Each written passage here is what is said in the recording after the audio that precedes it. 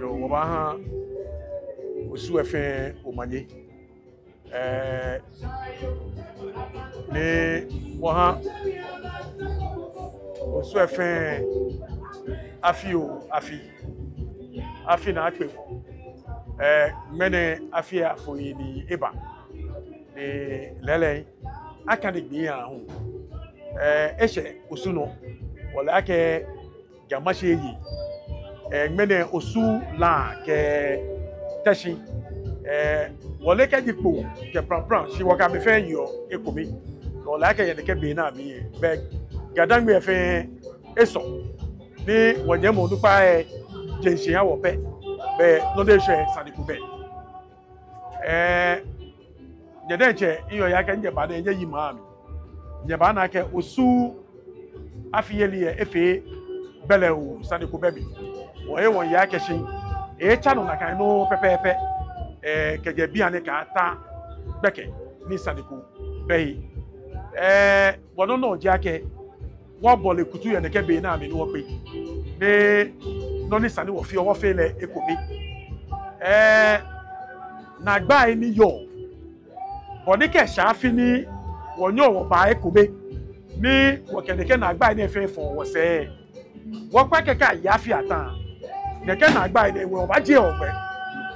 bona fe bu le ko be fe mu enye ni edomushi ni wonye wo ya wo hi engona pra ken shidi intane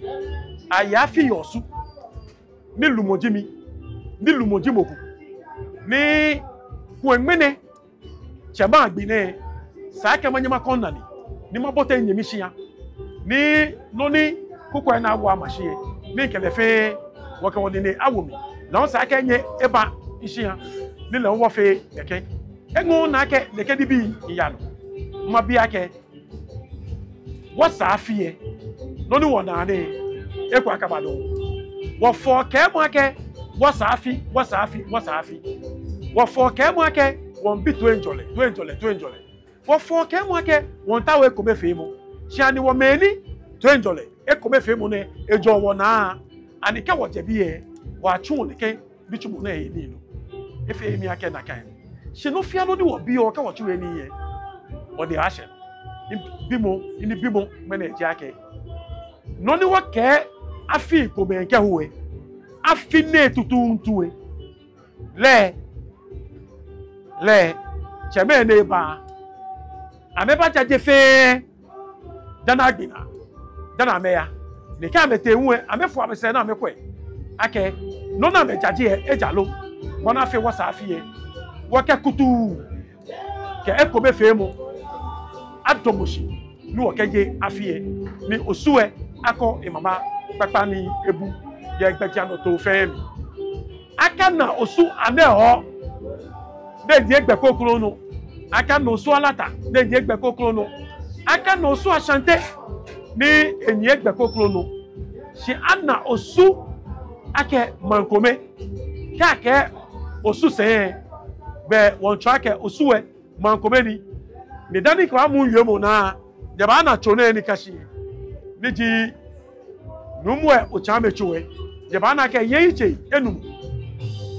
kenye fonye se won jaba na ye wo ni ni yo no alo ye bi na epo ye na yeche enumo ni yo jebe chon ake akuche ejoe ke osumanche iwo ichofe icho represent akucho osu ano je kumbe osu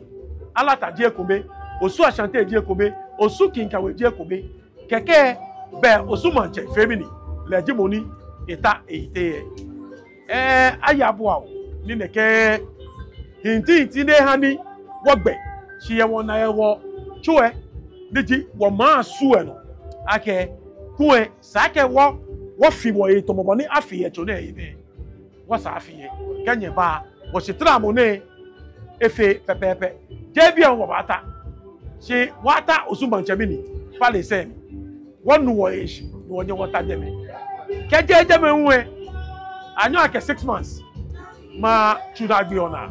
do ekule do mie wo ba nyo unveil wo new palace bona fe ko ni man fe aye o dase na na ke osu efe no nipa. Ye radon